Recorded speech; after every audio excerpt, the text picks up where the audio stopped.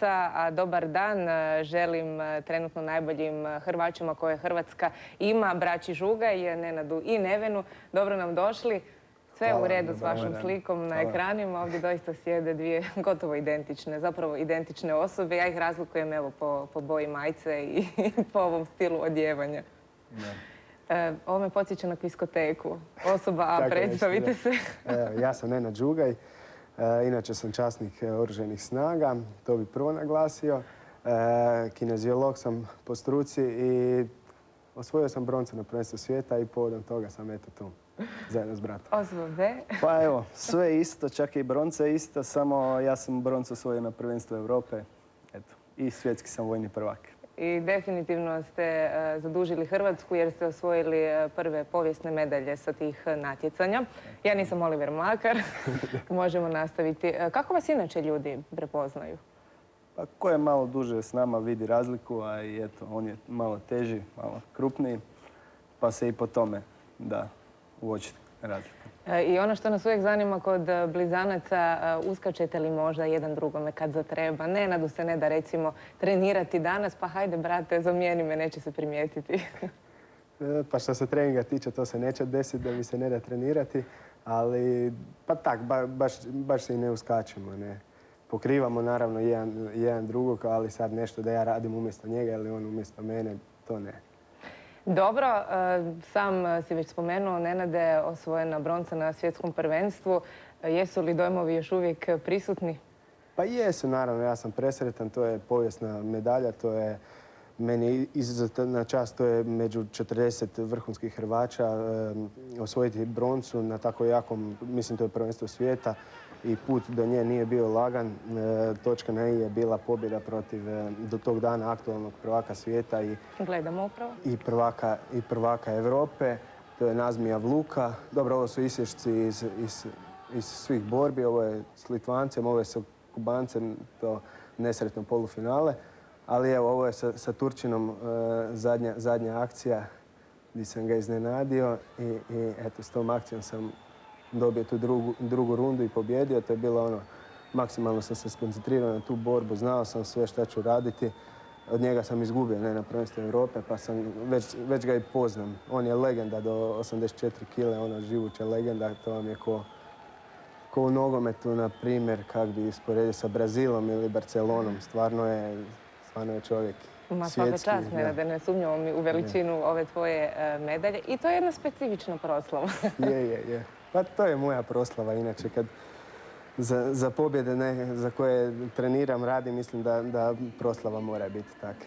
Ambicije ovime rastu, smiješi se i status A-olimpijaca. Pa ja jesam A-olimpijski kandidat, bili smo znači kod predsjednika Mateše na primanju, to je obećano, ja trebam još potpisati, formalno moram potpisati ugovor da uđem u program taj. Ništa, dalje trenirati, raditi kao i do sada, ne. Ovo mi je samo jedna potvrda dobrog rada i nadam se da će biti toga još u budućnosti. Tko je bolji, Nenad ili Neven? U čemu? U hrvanju? U hrvanju, naravno. Evo, trenutno on ima bolji rezultat, ali mi to ne uspoređujemo. Nema ljubomore, zavisti? Ne, dapače. Evo, ja sam sretan za njegovu medalju jer sam znao koliko je priželjkivao i htio. Sretan sam ko da sam ja osvojio. Možda je i mene malo ta medalja zakinula jer sam ja drugi dan hrvo. Ja sam zauzeo 8. mjesto, čime sam postao također kandidat olimpijski.